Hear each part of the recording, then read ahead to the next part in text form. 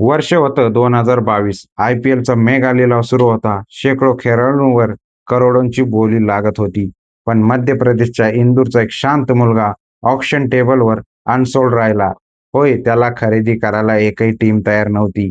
पण आता थेट 2026 मध्ये ज्या खेळाडूला 2 वर्षापूर्वी कोणी साधे विकत घ्यायला तयार नव्हते, आज त्याच खेळाडूंची कॅप्टन्सी खाली रॉयल चॅलेंजर्स बंगलोर कडे एकही नाही तर सलग 2-2 IPL ट्रॉफीज आहे. ज्या आरसीबीला 17 वर्षात एकही ट्रॉफी जिंकता आली नव्हती, त्या आरसीबीला सलग दोनदा चॅम्पियन बनवून या खेळाडूने थेट महेंद्रसिंग धोनी आणि रोहित शर्माच्या इलिट क्लबमध्ये जागा मिळवली आहे. हा खेळाडू म्हणजेच आरसीबीचा तारणहार रजत पाटीदार. पण रजतचा हा प्रवास अजिबात सोपा नव्हता. रजतने क्रिकेटर बनावं हे पहिल्यांदा त्याच्या आजोबांनी ओळखलं.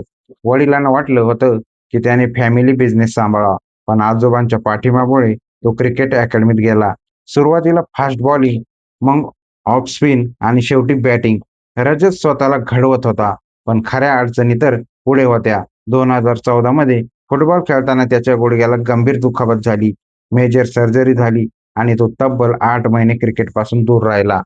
घरच्यांनी पुन्हा सल्ला दिला, क्रिकेट सोड आणि बिझनेस कर. सर्जरीच्या 18 महिन्यानंतर त्याने रणजी ट्रॉफीमध्ये पदार्पण केलं आणि पहिल्याच मॅचच्या दुसऱ्या इनिंगमध्ये थेट शतक ठोकलं.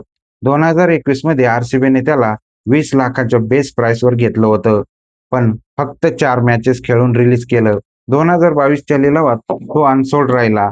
पण म्हणतात ना, नशिबाच्या मनात काहीतरी वेगळंच होतं. आरसीबीचा middle order batsman Lavneet Sisodia जखमी झाला आणि आरसीबीला रजत पाटीदारची आठवण आली. एक इंजुरी रिप्लेसमेंट म्हणून रजतची संघात एंट्री झाली आणि त्यानंतर त्यांनी काय केलं? 2022च्या एलिमिनेटर मॅचमध्ये लखनौ विरुद्ध फक्त 49 बॉलमध्ये 112 रनची वादळी इनिंग खेळून त्याने संपूर्ण जगाला आपली ताकद दाखवून दिली. 2023चा सीझन दुखापतीमुळे हुकला, पण 2024 नंतर रजतचा खरा सूर्योदय झाला. 2025 मध्ये जे Rahul Dravid, Anil Kumble, Daniel Vettori, du Plessis आणि स्वतः किंग कोहली 17 वर्षात करू शकले नाही, ते रजत पाटीदारने करून दाखवलं.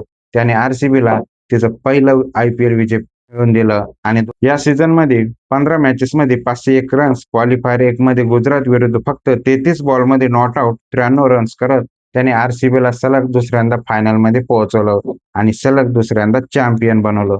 शून्यातून जग निर्माण कसं करावं याचं जिवंत उदाहरण म्हणजे रजत पाटीदार. कालपर्यंत ज्याला लिलावात कोणी विचारत नव्हतं, आज तोच आरसीबीचा सर्वात यशस्वी कॅप्टन आहे. रजतच्या या ऐतिहासिक प्रवासावर तुम्हाला काय वाटतं? मला कमेंट करून नक्की सांगा.